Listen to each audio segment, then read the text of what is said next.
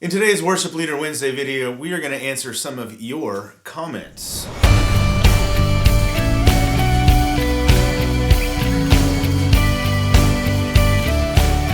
One of the things we love about Worship Leader Wednesdays is all the comments you guys leave. And it's great seeing the chat kind of pick up and stuff. But we thought every now and then we come across questions that deserve a little bit of extra attention. So we're going to answer a few of those questions today. The first comment we're going to answer comes from Nick Crawley. I'm going to read it off. It's on the screen back here, so if I'm looking over your head, that's why.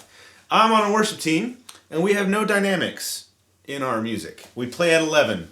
Our amps go to 11. We play at 11 on every song, every time. That's awesome. Yeah, this is a common problem. Yeah. Not just with Nick's team, but with almost every... I mean, the teams we're on. Constantly. I think one of the things as the band director, music director, I'm constantly telling people is we need more dynamics. Yeah. It sounds like the song is just intro and it's just chorus all the way up here. There's no dynamics, and dynamics is what makes a music emotional. Yeah. And so we need to create dynamics. How are some ways we can do that? I'll tell you, the first culprit is usually the drummer. No offense, drummers. I love you more than anything you can ever imagine. Drummers, my favorite musicians. But here's the thing: drums are loud. Yeah. And hitting the wrong cymbals. Usually it's the cymbals, right? And here's my basic philosophy: there's 3 kinds of cymbals. Yeah. Closed hi-hat. Yeah. Open hi-hat. Yeah. Crash ride. Nice. Those are your 3 levels of dynamics. Yeah. So if you're a worship leader and you're trying to communicate to your drummer, and if you want intro, verse, or things that are soft, closed hi-hat. We need a whole series on how to talk to drummers. Oh, I've got a whole module on how to talk to drummers. Open hi-hat is like which is great for like a upbeat kind of chorus. Yeah. And then the crash ride is every end of every Hillsong. Whatever the biggest part of the song it's like you cannot go bigger than the crash ride. Yeah. So if you're doing crash ride on the verse, save it. Yeah, save it till the end. So the drummer's usually the one that needs to chill out with, or the hi-hat's doing too many 18th, 16th notes or something like that. So the drummer's usually a big culprit. If you tell your drummer, go to the hi-hat, you tell the bass player, play whole notes or quarter notes. Yeah. And then that right there will change your groove tremendously. And of course, amp volume. That's always a culprit. Or right? like level of drive. Oh yeah, too much drive on a guitar. Like too much, save it. Too much distortion. You've got like 2 or 3 settings. Yeah. Like save it. Save your biggest sound for the biggest part of the song. I think probably every other Sunday, I'm telling one of the guitar players, hey, can you take some of your gain out, please? Yeah. And if you can communicate to them... Clean is the new dirty, by the way. Clean is the new dirty, yeah. Too clean is not good. Too dirty is not good. So usually too much drive is a problem. And for acoustic guitar players, I talk about this in like every single tutorial that I do. Don't strum all the strings all the time. That's strumming all the strings. Not just strum the top 3. And not nearly as big. Or just strum whole notes for certain parts of songs. Yes, okay. So vary your dynamics on the acoustic guitar, especially in a lot of smaller settings. That's what might be doing it. If you're in a band with more than a few people, don't play you don't have to always play all the time. I have a formula that I came up with. However many musicians are in your band, you're that percentage. So if you're the only person on stage, you play 100% of the time. Or 100% of the song. Yeah, if there's 2 of you on stage, now you're half of the music. Yeah. If there's 4 of you, you're 25%. So as a guitar player, you should play 25% of what you normally would do if you were by yourself. And if you got 4 people in your band and you're all at an 80% level, it's going to sound pretty busy. There are times where if I'm playing acoustic guitar even, this might be the verse right here. Oh, that's terrible. This might be the verse right here. Yes. A lot of the songs that we do, especially if you're in a larger band context. That's it. Yeah. Right? Whereas if I was playing by myself, I may go. So everyone needs to be between 20% and 50%. Yeah, exactly. So everyone needs to be cognizant of that, and you just got to work together. Yeah. You know, and you got to cast the vision for, hey, let's sound great as a unit. Yeah. The next question is this. This comes from Hawaiian Coasters. Oh.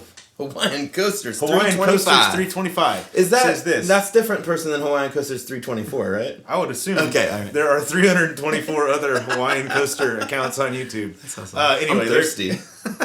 Their question says this: how long is a worship season? I think this was in response to our video where we talked about onboarding our covenant. Yeah. And we talked about seasons. We have seasons in our worship team. So for us, a season is a year. Yeah. It makes sense. It feels right. Most people's lives go on that 1 year cycle. Yeah. And so what we do is we usually start in probably February or March, and then we run through Christmas, and then the New Year's, and then we start our new season. Yeah. A year makes it good because if you have kids, they're going through a school cycle and all that stuff. You're doing your vacations and all that stuff, and so we offer a year season, but of course you can commit for another year. But I think what we have discovered is that people will make commitments if there's an end goal. Yes. They're more likely to get involved if there's a time frame. We discovered this with life groups. Yeah. That's true. One of the challenges that a lot of churches have is group just get into your small group, get into your life group. It's like the Hotel California. You can check in, but you can't check out. Ever leave. You can never leave. And so people are intimidated by that. Yeah. But if you say, hey, we're going to do this small group, and it's going to run from January to March, and then it's going to be over, and then we're going to redo it, people are more likely to go, yeah, I'll get involved with that. Yeah. So it's good to... And if this is the first you're hearing about how we do seasons, everyone on our worship team, we wipe the slate clean. That's right. And we ask every single person, would you like to commit to serving for another year? It takes the pressure off of them because people feel like they're letting you down. Yeah. If like say someone gets busy, they need a break. Their kid gets sick, or they take a new class, or they change jobs. They feel like they're gonna let you down if they come to you and say, "I need a break." Yeah. And that's a lot of pressure. So we take that pressure off them, and we say, "Hey, thank you for serving.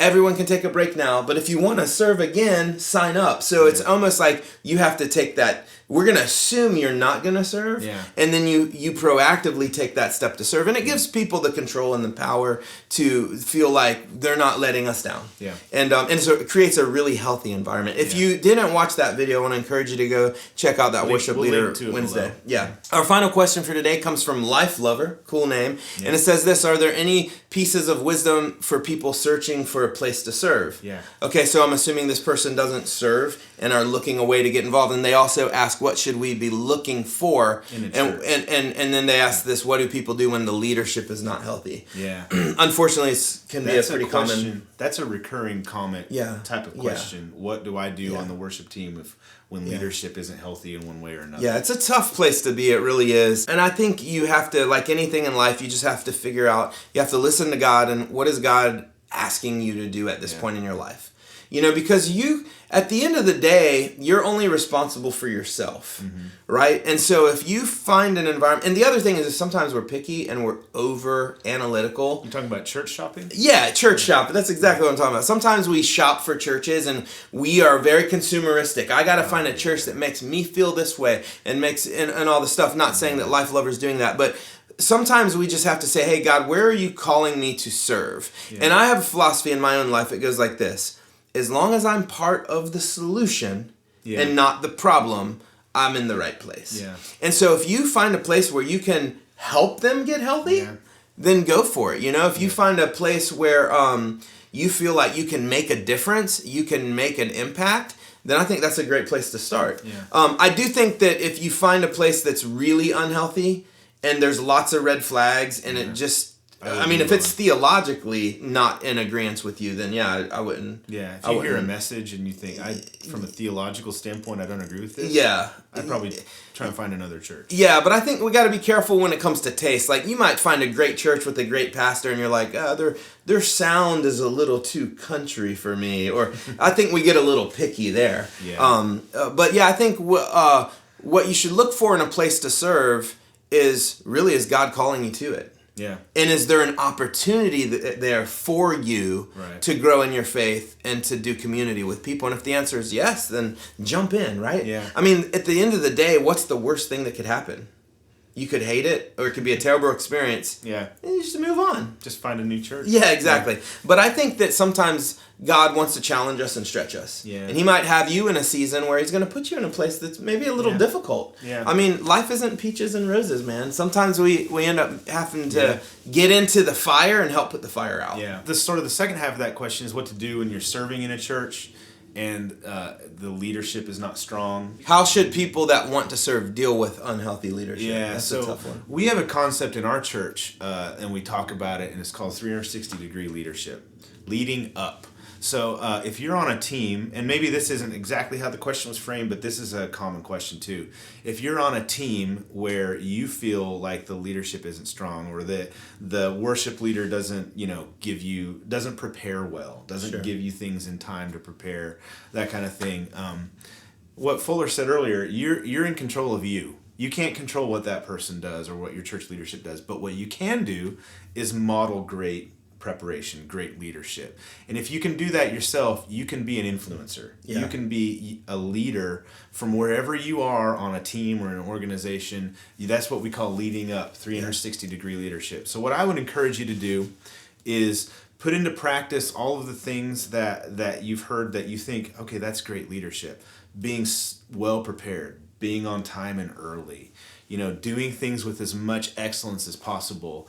And I think that will inspire people around you. Yeah. Maybe even your worship leader, your leadership in the church, to up their game as well. But it will also, I think a lot of times it'll give you a platform that maybe you can have a conversation, or just to people will see that and it will inspire them as well. Everywhere you go is going to have problems. Yeah. Our good friend Derek Mall always says, you just got to go to the place that has the problems you want to solve. And I think that's a great piece of advice. Yeah. And I would say this, whether it's an extremely healthy environment or an extremely unhealthy environment, what I've discovered for my life, the best thing I can do is create boundaries. Yeah. And so I know what I will and will not sacrifice. I know what I will subject myself to and what I will not subject myself to. And so that way when you're in the battle, you don't get hurt and you don't get compromised. You know what you believe, you know what you stand for. Because if you get into a place that's so unhealthy that they're backstabbing and doing illegal things, then peace out. But a lot of times what we think is unhealthy is actually just a lack of organization. Yeah. And like Brian said, if you might have a worship leader that's just not very administrative and you are, that might be your opportunity to say, hey, how can I help you?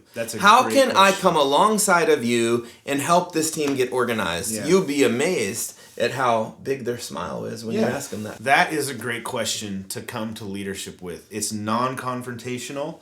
It doesn't assume judgment about anybody. It's just you being willing to be a servant. So ask the question, what can I do to help? So thank you all so much for your comments. Again, we love to hear from you. Leave comments below. If there's a question that you have that you would like us to tackle or like us to answer, ask it, and maybe we'll pick your comment for the next time we do a Q&A video. Yes, we love your comments. Oh, we love your comments.